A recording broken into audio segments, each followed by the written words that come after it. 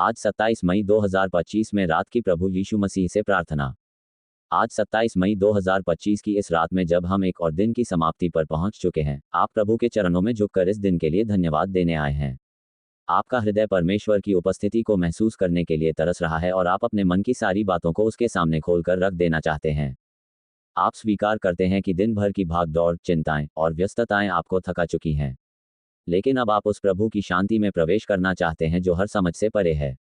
आप अपने दिन की शुरुआत और अंत उसी के साथ करना चाहते हैं क्योंकि वही जीवन का स्रोत है। प्रभु, आज के दिन में चाहे जो भी हुआ हो, कुछ अच्छा, कुछ बुरा, कुछ अप्रत्याशित, आप जानते हैं कि यह सब आपकी जानकारी में है।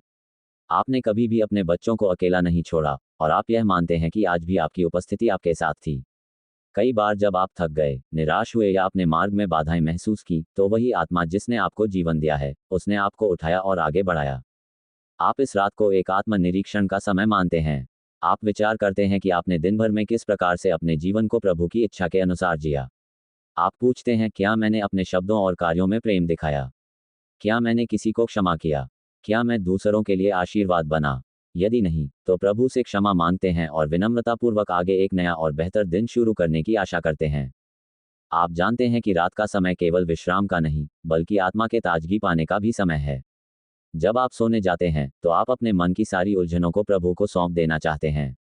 आप चाहते हैं कि आपकी आत्मा उसकी गोद में विश्राम करे, जहां भय नहीं है, चिंता नहीं है, केवल प्रेम और शांति है। आप अपने परिवार के लिए, अपने प्रियजनों के लिए, अपने मित्रों और यहां तक कि शत्रुओं के लिए भी प्रार्थना करते हैं। आप चाहते हैं कि सबको प्रभु की कृपा मिले, सबको सुरक्षा मिले और सबका हृदय परमेश्वर की ओर झुके। आप ये भी जानते हैं कि रात के समय बहुत से लोग अकेले, उदास या पीड़ा में होते हैं। आपके हृदय में उनके लिए भी करुणा है। आप उनके लिए भी प्रार्थना करते हैं कि प्रभु उनकी आशाओं की पूर्ति करें। आप विशेष रूप से उन लोगों को याद करते हैं जो शारीरिक रूप से बीमार हैं, जो अस्पतालों में हैं, जो मानसिक या आत्मिक संकट में हैं।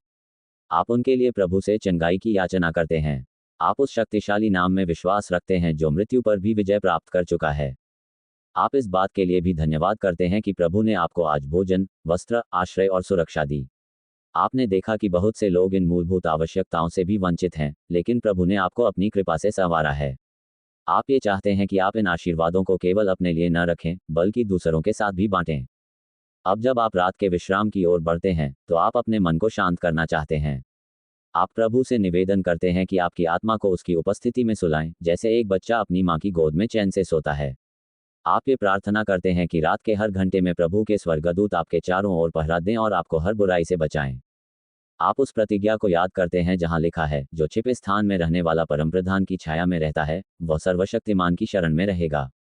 आप उस छाया में रहना चाहते हैं, उस सुरक्षा में जहां कोई डर नहीं है। आप यह विश्वास करते हैं कि जो कुछ भी कल होगा, वह प्रभु के हाथों में है और वह आपके भले के लिए ही होगा। आप अपना हृदय पूरी तरह से प्रभु को सौंप देते हैं। आप उसकी योजना पर विश्वास करते हैं, उसकी समय सारणी को मानते हैं और उसकी अगुवाई को स्वीकार करते हैं। आप ये जानते हैं कि भले ही जीवन में अंधकार हो, प्रभु यीशु ही जीवन का प्रकाश है।